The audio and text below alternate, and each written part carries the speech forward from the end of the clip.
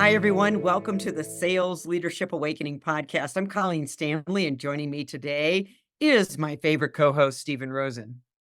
Stephen, good to see you. Great to be here with you again, Colleen.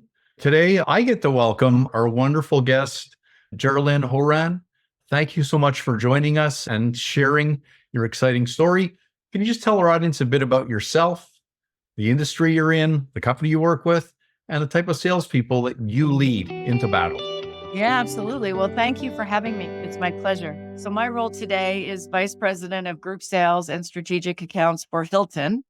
I am a 30 plus year sales leader in the hospitality industry, primarily in the hotel sector. It's funny, I've had people say when I say I'm in hotel sales that they think I sell the building, but actually we sell the bedrooms and the meetings and event spaces in the buildings. There are people that do that individually for their single hotel property. So they're called the on-property sales teams. Then there are above property sales teams or global sales organizations, which, you're all familiar with, who sell all the hotels and the brand to our B2B customers and B2C in some cases. These teams are usually broken down by segment. So you think about all the reasons why someone would use a hotel. For example, leisure, you're taking a trip to go to Hawaii. Corporate transient. So you're traveling individually for business, for your job, corporate meetings and events. You're attending a meeting that your company's putting on or a conference at a hotel that you work for. There's association business. So think about you, a member of a professional or a trade association, and they have their annual convention that you're attending. Mm-hmm. There are specialty markets like sports and entertainment. So all the leagues, all those teams, when they travel to the games, they need to stay somewhere. And entertainment is, Beyonce's on tour and she and her dancers need to stay somewhere in the bands and the crew. All of those different types of movements are the customers that our teams are working with and managing those accounts every day. And then even by those segments, we break them down further into the vertical markets, which you're familiar with, obviously things like pharma, or in the corporate side, we break it down by vertical, like pharma, professional services, insurance, financial, technology. We have over 100 sales professionals who manage these segments and verticals on my teams. There are more on other teams. I don't have them all. And they really are subject matter experts in their space. And there's the bridge between our hotels and our enterprise customers. Very interesting. It's quite of a segmented and thought out approach to servicing customer needs. Yeah. I don't know why, for some reason, I went to a group of junior high kids, first time in a hotel, having a great time at a band trip. So anyway. Yeah. Oh my gosh, of course. Well, you think about that. And then all these dance contests, just think about any reason there would be a need for a hotel bed and a space to do something. And social events, of course, are another big area. So yeah, it's a complex field. So, Gerilyn, you've been in sales and sales leadership for a long time, 30 years. And one of our signature questions we always like to ask, and it's really what we named the podcast, is for you, what was one of your awakening moments as a sales leader where you went, you know what? I need to change my approach, maybe an aha moment, epiphany. Can you recall any time where you went, I got to do something different? Well, I'll tell you what I first thought about when you posed that question. I thought about, an awakening moment for me in terms of how I wanted to be a leader. And as I was thinking about when I started out, at that time, there was still some that were of the school of thought of management by intimidation. You remember that it's like, how could I either intimidate you into doing something or in some cases really scare you into performing? And I just remember thinking, this is so demotivating. This does not work for me. And this does not make me want to get up and go run out and call people up to sell hotel beds. And then I had the good fortune of my next boss, who was just the opposite. He was inclusive, he was motivating, he was supportive, he was fun. And I would hang up the phone with him and be like, I got to go sell something. So that had a big impact on me at the time about the kind of leader I wanted to be. Of course, along the way, we tweak and move based on the teams we're working with. And quite frankly, even still, the leaders you're working with and for your own pace of growth as you see more and understand more about the business. I think good leaders continue to evolve and maybe grow or change their point of view depending on what's happening. Is there anything in particular that you say or do to motivate your team? Because you use that word, that early leader, you'd hang up the phone and feel inspired and motivated. Anything, or is it just how you let the conversation flow person by person, salesperson by salesperson? I think some of it you really do have to take a page from what they need, right? Because I think every person you're going to deal with is going to need different things, respond differently to different kinds of feedback. But I think that the general piece is just to give them a place of safety to talk about whatever it is they want to talk about, listen to what they have to say, be transparent in what you're thinking and your communication with them, and hopefully provide some guidance or direction. I think the best way is not to always just be giving the answer or whatever, but just asking the questions to help people get to that place on their own and guiding the conversation and making them feel hopefully good about that engagement. Like, yeah, I do know this, I do have this, and I can do this. And just to be excited about the purpose that we're all here and why we're here doing what we do. I think that's phenomenal coaching, right? Because many leaders will jump into feedback before they ask the individual what they think. And this empowers them because your feedback is certainly a gift, but them understanding and self-evaluating, I think, is a great way to learn. We have a session coming up where we talk about feedback, about having difficult conversations. Many sales leaders, I think it's well over 50% of folks will go out of their way to avoid having difficult conversations. Maybe you can share, because you've learned from your good bosses and from your bad bosses what not to do. What have you done to specifically create the right culture that's open to feedback, that people will embrace it as opposed to be afraid of it? Yeah, I think that the biggest thing is you have to create an environment where people feel safe. I mean, they feel like I can receive this feedback and it doesn't mean I'm in trouble or my job's at risk. We have several very robust programs in place to evaluate team members' performance and their gaps. Because listen, we all have them. Everybody has gaps. And how can we get better if we don't get feedback? No one gets it right all the time. We all have the opportunity to grow.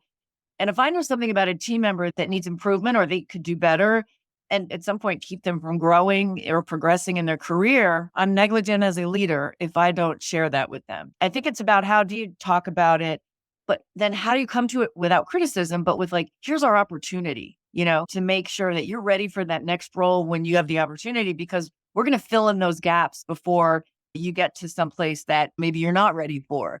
Again, having to look at it like an opportunity to perform and to do better and to contribute to the greater goal of what we're all trying to do, as opposed to you're doing something wrong or not well. That can be through the one-on-one coaching, which we do every week with our team members.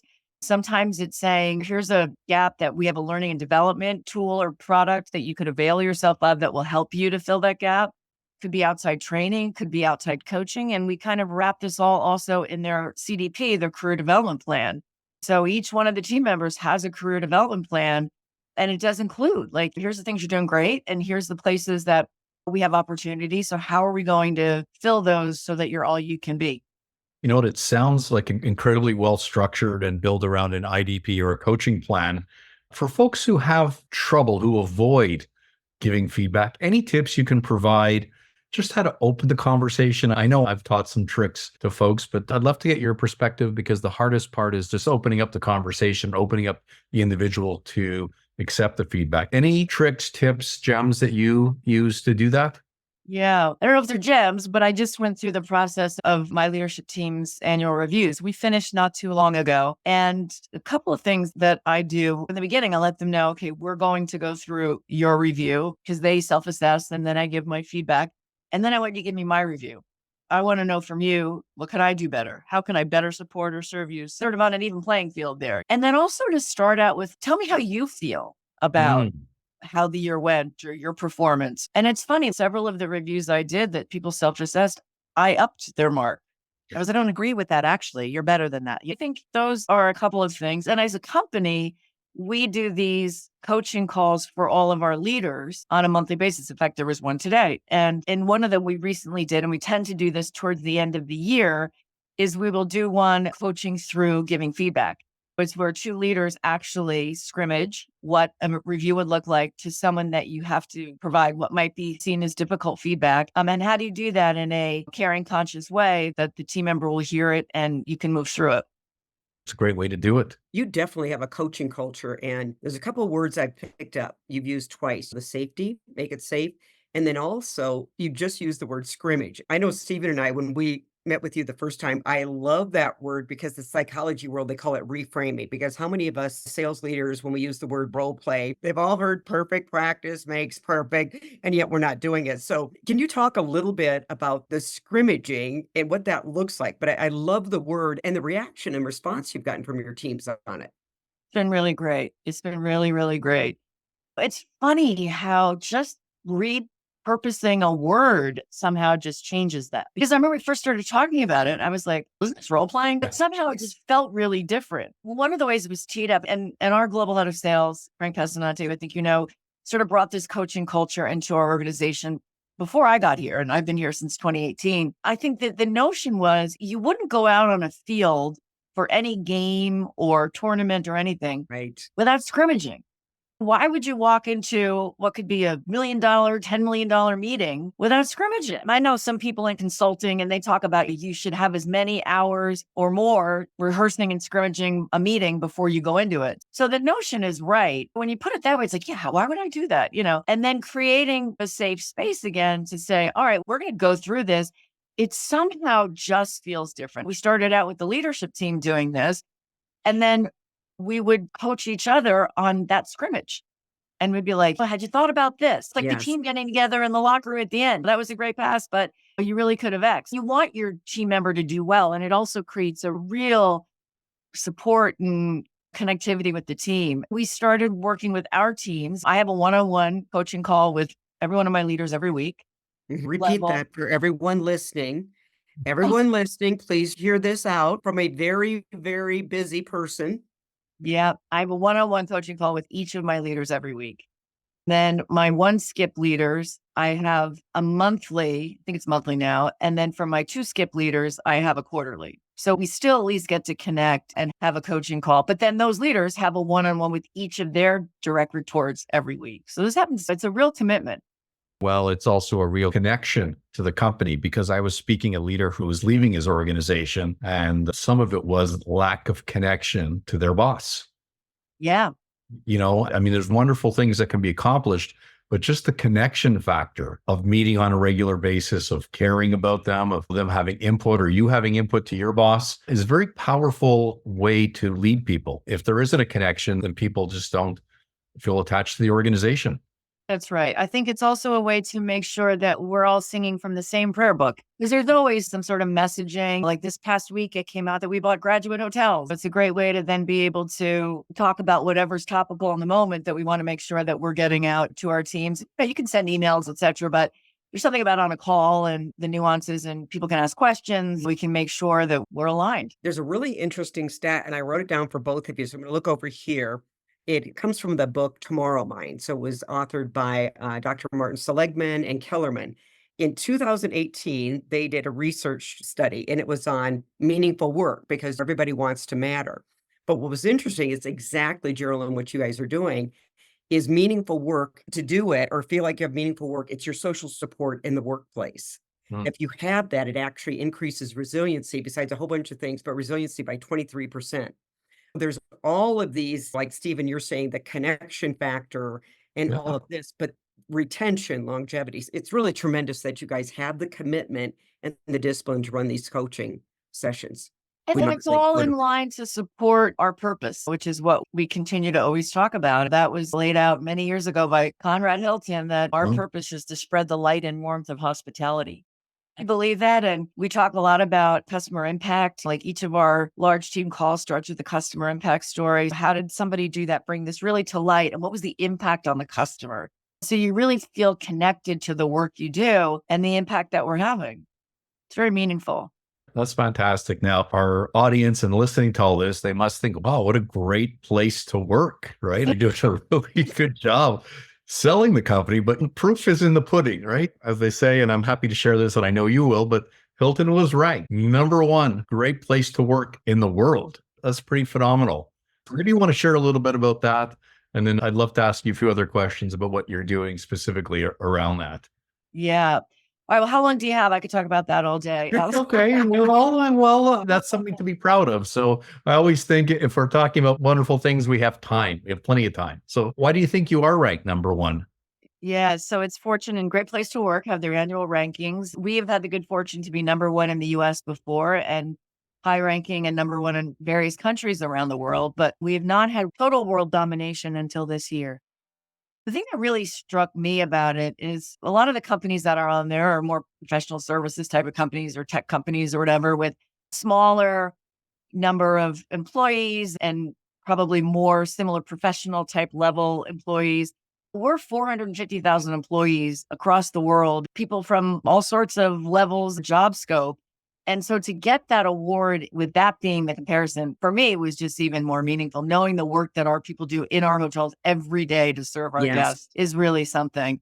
But really starts with our CEO has just created an amazing culture at Hilton. And again, we're all very clear about our purpose and why we're here and what we're doing. But I think there's so many great things that we are privy to. So we talk about leadership. That is, I think, some of the most committed leadership that I've seen and really invested in team members and their growth and their success and their happiness. We take things like our global team member survey very seriously every year and look at the things that people are the common themes that are not working for people and work really hard to do what we can to improve them. I think being able to give people the opportunity to grow in their roles, even if it's not like the next role yet or the next promotion, but giving them stretch assignments. So they're continuing to learn like this ever growing learning mindset, whether it's a stretch assignment or a cross functional team project that I'm able to get involved with. We have mentoring programs. We have all kinds of recognition that we do from just on our team calls to annual recognition. We have got lots of ways to also let people try to understand other parts of the business because one of the things we talk about our teams with is Hilton's a big company and we're Hilton worldwide sales, but just because you're there now doesn't mean you might not want to go to brands or you might want to go to finance or some other part of the business. We have ways that people can learn about other parts of the business that they might not know as well. So they feel like they're part of something larger with lots of opportunity. I think that's just always really important to people that they feel like they have opportunity and there's opportunity for growth.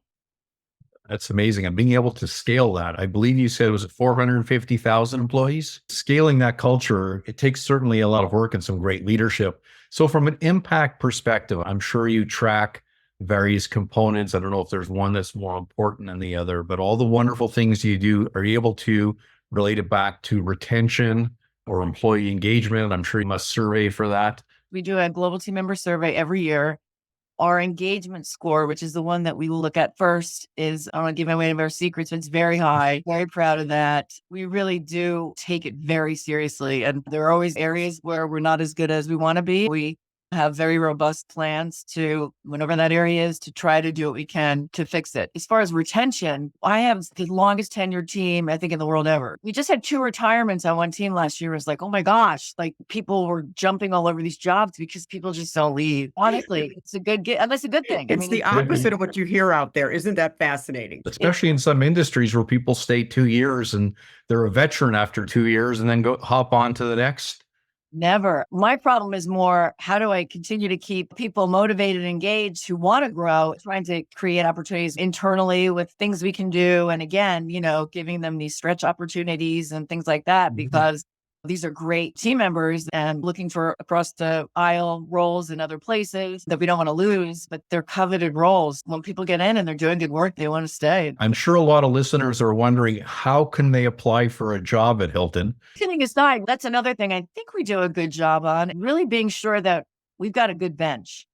So, the leaders on my team all know for every person on their team, they've got ideas of who, if they decided to leave us tomorrow, what do we do so we don't miss that gap? And whether it's people within our organization or it's people in our hotels or it's people, don't listen, competitors, but in other brands that we admire, that we get to know, that is a critical piece to make sure, because we want the best person in every seat. And so that takes work. That's an incredible cultural playbook, if I can use that term. I don't know if there's anything that you don't have to make the culture and the organization a great place to work. So I'm going to ask you, Colleen, and maybe we've chose the same one, but what we try to do is pick what we really feel is the thing that we walked away with and we learned from each of our guests. Colleen, is there one area that you feel very strongly about? Well, you know what I'm hearing? There's so many great things, Gerilyn. So thank you for that. One of the things that just keeps popping out is you can't replace the people connection. And I think there's wonderful tech tools, but you've got to be careful to remember that efficiency doesn't mean effectiveness. And so you think about everything that we've heard from Gerilyn, the one-on-one meetings, just not only with their team, but I think it's fascinating that the leaders also get together and coach one another. Because I know I've had to work with some sales leaders, and Gerald, they're not with companies that have as sophisticated as learning and development program, but it didn't even occur to them that they should role play a difficult conversation or just role play a coaching conversation with each other. To me, it's just the people and the belief that taking the time makes difference. I got to tell you, when you're number one in the world, I hope everybody listening today walks away with it's worth it. So that's a great takeaway. Covered a lot of bases there. For me, you mentioned it, and I really love the idea of moving from the term role playing, and it's not so much the term, but scrimmaging. It behooves me how many companies, when they're going in for a big deal, don't spend the time to review what's your objective, how are you going to approach this, where's the customer at, and really taking the time before you get on the game, on the field, that you've worked through all your potential issues. So certainly it's great as leaders scrimmaging with each other for difficult conversations, but as sales leaders, scrimmaging on how are you going to present, and then even coming back and looking at how do we perform today in terms of a feedback mechanism, I think is what great companies do. To me, that's like, it should be 101. I've been in meetings over the years with people I worked with, and you think, we got our shot. We're in here. Yeah. It's our chance to do it. And then you watch what happens in trade. You're like, oh my gosh, did we scrimmage enough? I'll tell you just one last anecdote. I was recently out west with some team members. There's the woman who was leading the account and two other people, and four of us were going in to see a very large enterprise account of ours. And we sat down, and this team member, she's great. She sits the four of us down and she says, okay, I want to know what your agenda is today. What do you want to get out of this meeting today? The other people came from different parts of the business, and she laid out what she wanted, but she wanted to know what they wanted to know, how they were going to do it. Like, we basically had a scrimmage over coffee before we went into this meeting. And I thought, that's a really great thing. What's your objective? Not just what are you going to say? Why are we here? But she wanted to know everybody's objective and what we were going to get out of this and how we were going to move forward. Part of what we do, and a lot of people tell me this, it's not rocket science. But doing the basics incredibly well separates, I think, the average organization from the great organizations. So on behalf of Colleen and myself, Gerilyn, I want to thank you for sharing what a great job and what a great employer Hilton is and what you do with your team to make them great. To our audience, thanks for joining us today. I hope you garnished at least one great takeaway, and I know I've got many. It's been great. Thank you, and look forward to hearing more about what you're doing at Hilton. Awesome. Thank you so much. Thanks for having me. Pleasure.